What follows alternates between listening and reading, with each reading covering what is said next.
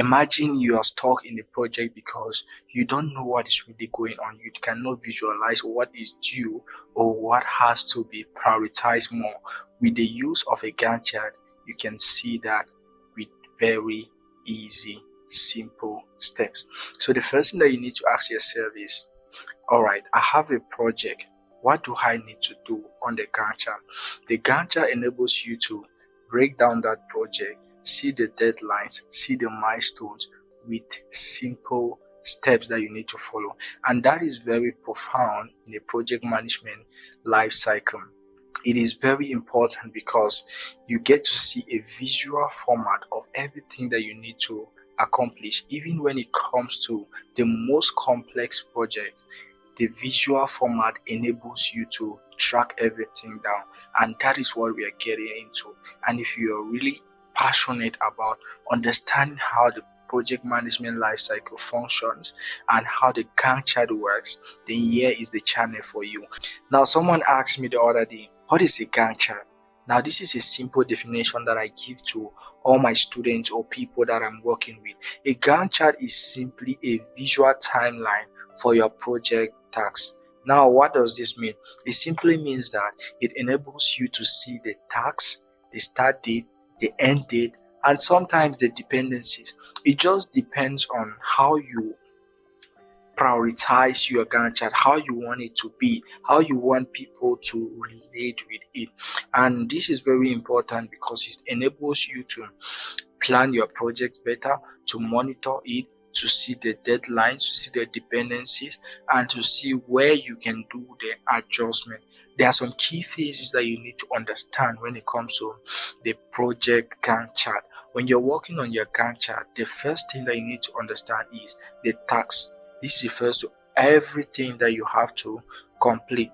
The next thing is the timeline. That is the start date and the end date. It shows a visual format of it. Once you just look at your Gantt chart, it is very easier for you to predict when this task is starting.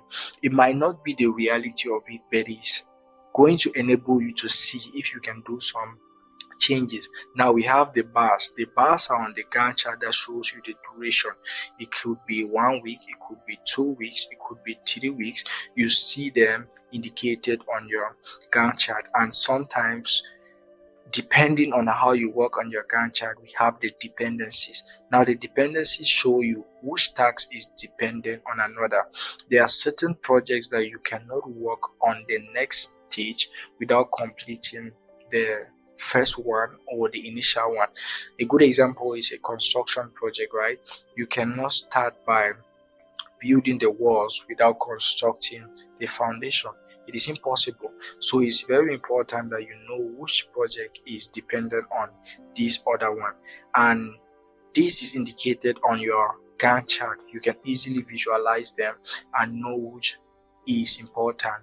What are we prioritizing? Is this a medium? Is this a high level, or it is just low level? So you need to understand which one is very important. And there is so much benefit when it comes to the Gantt chart. The first benefit is that you have this visual clarity. Just by looking at your Gantt chart, you know what is coming next. There is dependency management. You know what to prioritize. What do I complete first? There is ease of coordination. You can easily coordinate your team because you see what is going on. You see what is due, and you see what has to be prioritized, what is dependent on the other one. It is very important that you get to see all of this. Imagine you're working in a software industry, right? You are building softwares. You see what has to be completed in week 1. That is maybe designing. Week 2, we are developing. Week 3, we are testing. And then finally, week 4, which might take 2 or 3 weeks to launch. It just depends on how you see them. But the most important thing is that visual clarity that you get from your Gantt chart.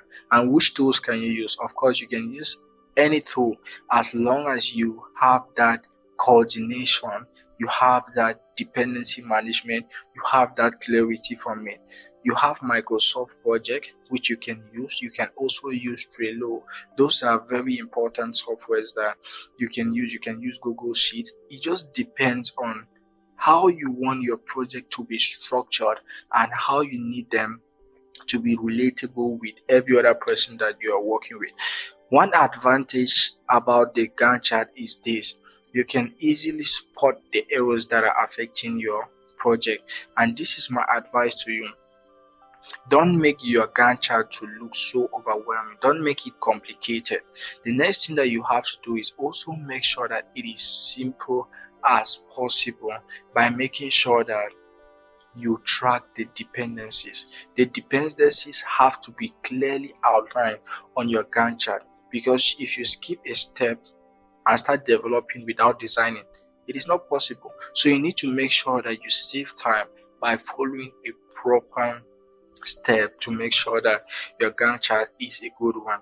And if anything I've shared with you today resonated, if it sparked a thought, a question, or even just a feeling, then do me a favor. Hit that subscribe button, and my promise to you alongside with my team is to consistently bring you real, honest, and valuable content that helps you figure out project management, leadership, one conversation at a time. Thank you for being here. Cheers.